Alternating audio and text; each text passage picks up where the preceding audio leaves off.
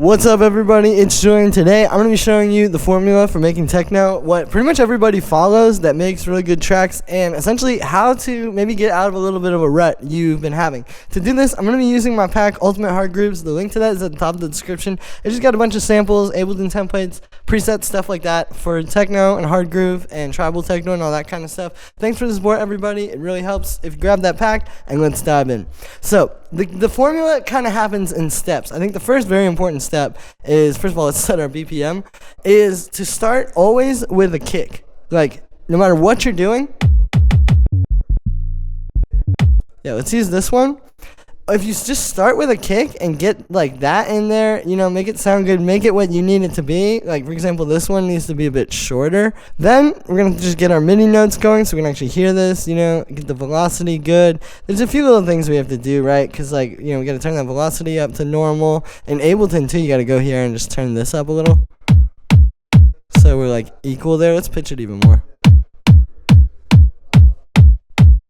Alright, that sounds good. So once you have a kick that you like, and you've done like everything you need to do to it, like I would even probably cut a little bit of sub out of this. Right, like at one of those kind of more sensitive spots, and then just mono. Cool. So now you have that, and now you can actually go and make your bass. Now to make the bass, I like to duplicate the kick. We're going to warp it and just stretch it way out. We can get rid of the fade out too. And honestly, I like to pitch this. Right, just get it down there as like a lower bass note. Then we can start to filter it a bit.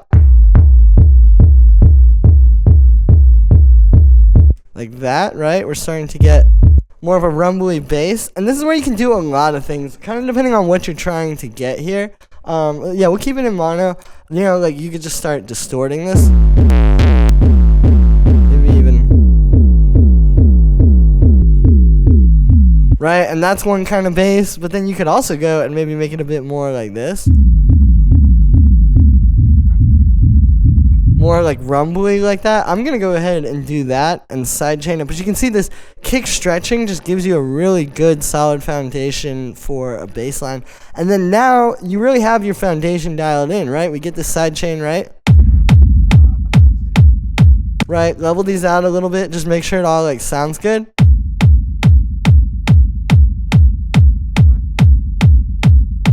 Play with like where you're letting the low end through.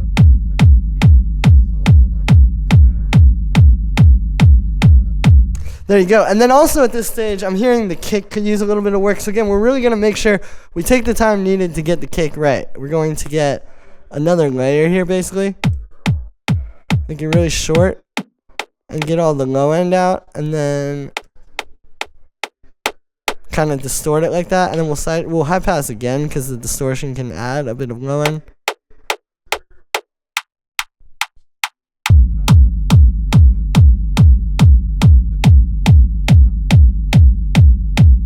Right, and so we just got a little bit more punch to the kick. I also think that the last thing that we could do is go back into this folder, and just for the sake of time here, I'm gonna grab one of these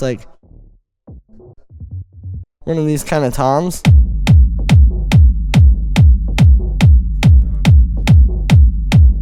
Right, just a little bit more movement in that low end. But you see, we're taking our time. And now we're going to have everything dialed in right. This is why sticking to the formula can really help, because a lot of times, like, if you do just try and go all over the place, let's say you start with this, and then maybe you have like some chord stabs and then a melody. It's like, that's why you're not able to finish tracks, is because there isn't really a foundation of like what's really solid. If you just get this stuff good, right, and then we'll move up. Let's grab some drums out of here. Like, I'll grab one out of this other thing in here. One of these hi-hats.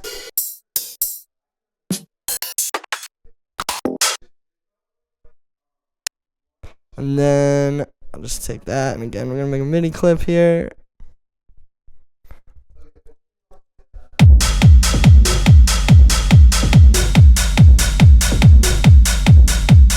You know, listen, like if it needs anything, like for example, I think that this could really use a little sidechain on it, just to get that hi-hat out of the way when the kick hits.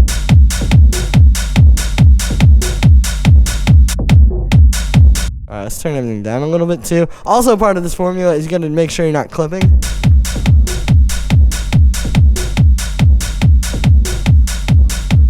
Maybe a little bit, like I can take one of these and make it really short and just make a little like 16 note hi-hat. But you see, just by moving up like the most basic elements first and then going and trying to do all the other stuff, it's gonna come a lot faster, right? I mean, I think we need to pitch that down a bit. And we'll copy the sidechain onto that too and get it like nice and...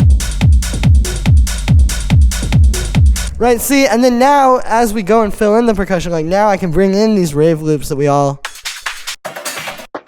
want to use, like something like this that's very like, and it's all gonna fit.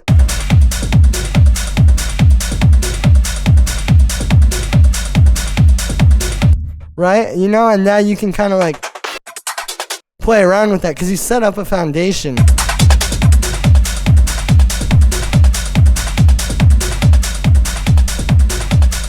Great, so now we have our drums and we have at least like a good start to this. Now is when you can go and you can maybe come up with like a melodic synth, or you could come up with like some kind of stabs or something. Like I'm gonna just take operator here and we're gonna just put in a chord, basically like very repetitive, and just sort of make a thing out of that. Like I just put in a C minor chord and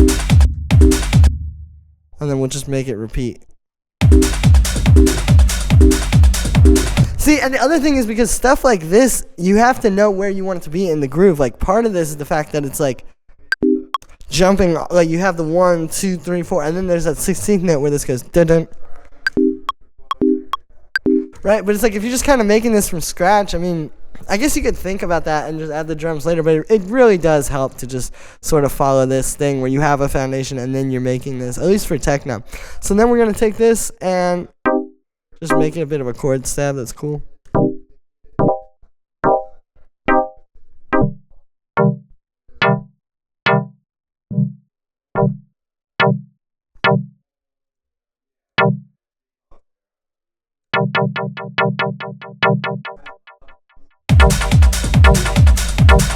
And even like the delay, just being able to hear like where that's gonna jump off of everything else as well. Now we need to copy a little sidechain on here. And I'm also going to put that on these too. So like as you go up, even though you do get the stuff set up at like 1 by 1 and kind of like knock it out and then move forward, you can still go and like work with it.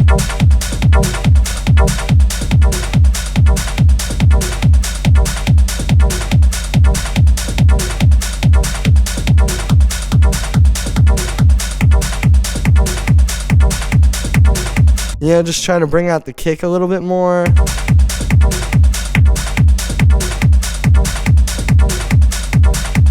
Right, and now we can start to make stuff that's going to work with that operator. Like, I'm going to get another operator, and now this one's going to do this.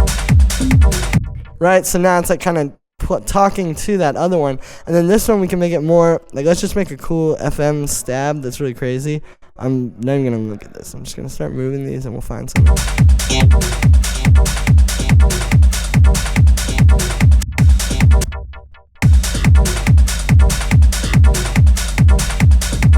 Maybe a little filter envelope on that. Right? And so it's like, you see this formula allows you to create tracks so quickly because you're really just like able to sort of go step by step and you get something solid and then you move forward. I even think like in this case, sometimes you can move back too. Like if you're listening and you realize like, okay, you know, maybe just something from here could really help this. Like, you know, like these kinds of things.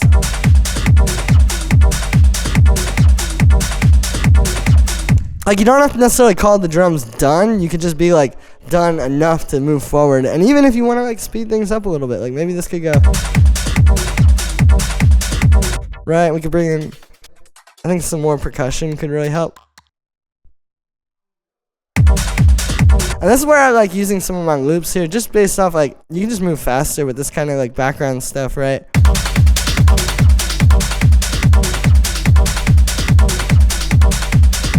You know, I think that this could use like a little bit of a pad or something. Like maybe we grab like one of these things out of here. Or let's grab some of these stabs.